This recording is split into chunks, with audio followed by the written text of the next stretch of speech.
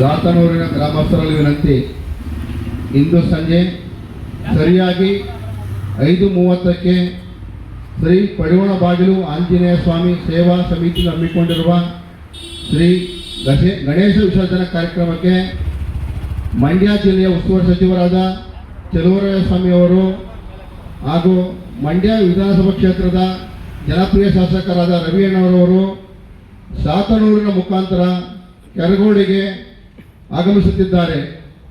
ಈ ಒಂದು ಕಾರ್ಯಕ್ರಮದಲ್ಲಿ ಸಾತನೂರಿನ ಗ್ರಾಮಸ್ಥರು ಅತಿ ಹೆಚ್ಚು ಸಂಖ್ಯೆಯಲ್ಲಿ ಭಾಗವಹಿಸಿ ಈ ಒಂದು ಅದ್ದೂರಿ ಗಣೇಶ ವಿಸರ್ಜನಾ ಕಾರ್ಯಕ್ರಮವನ್ನು ಅತ್ಯಂತ ಯಶಸ್ವಿಯಾಗಿ ನಡೆಸಿಕೊಡಬೇಕೆಂದು ತಮ್ಮಲ್ಲಿ ಸವಿನಯ ಪ್ರಾರ್ಥನೆ.